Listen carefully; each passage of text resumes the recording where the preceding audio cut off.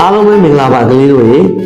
ဒီဘက်ဥပြောပြမဲ့ပုံစံလေးကတော့အစနောက်တန်တဲ့ဝက်ဝင်လေးတစ်ကောင်အကြောင်းပဲဖြစ်ပါတယ်ကလေးတို့ပါဝင်ချင်ပါလေအစအတန်နဲ့တကယ်ချင်းတွေရှိကြရမလားကလေးတို့ကိုယ်တိုင်လည်းအစအတန်တဲ့သူတွေဖြစ်နေမလားမသိဘူးเนาะโอเคဒါဆိုရင်အစအတန်တာကောင်းလားမကောင်းဘူးလားဆိုတာဒီပုံစံလေးကနေဥကပြောပြသွားမှာမို့အဆုံးကြည့်သားထောင်ကြည့်လိုက်အောင်เนาะကဲဒါဆိုစလိုက်အောင်ဟိုးရှည်ရှည်တုန်းကတဲ့ရွာတရွာမှာလုံးလုံးဆိုတဲ့ဝက်ဝင်လေးတစ်ကောင်ရှိတယ်တဲ့အဲ့လုံးလုံးကသူလှုပ်ချင်တာလှုပ်ပြီးတော့တငယ်ချင်းတွေကိုလည်းအရန်စတာပေါ့သူဘလောက်တောင်မှအစတန်လဲဆိုရင်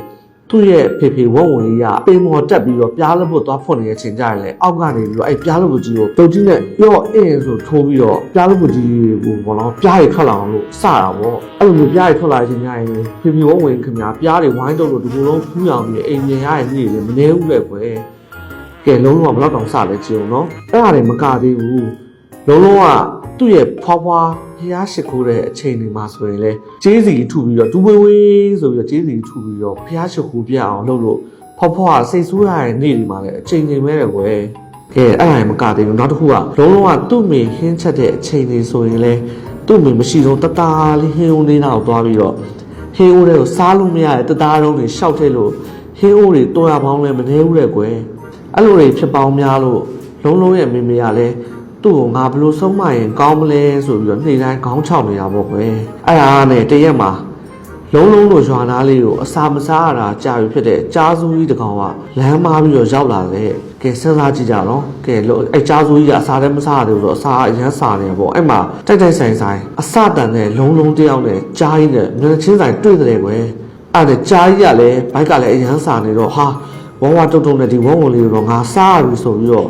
လုံးလုံးလေးကိုခုံအုပ်လိုက်တဲ့လုံးလုံးကလည်း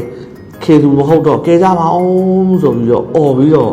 ရွာလေးကိုပြေးဝင်တာပေါ့ကွယ်ရွာထဲလေးရောက်တော့ရွာသူရွာသားတွေအားလုံးကကဲဒီအစတန်နဲ့လုံးလုံးတယောက်တော့လာပြန်ပြီးအားလုံးစနေပြီထင်ပြီးတော့ဘာမှဝေးမကူညီကြဘူးလေကွယ်အဲ့လိုနဲ့ကြားကြီးက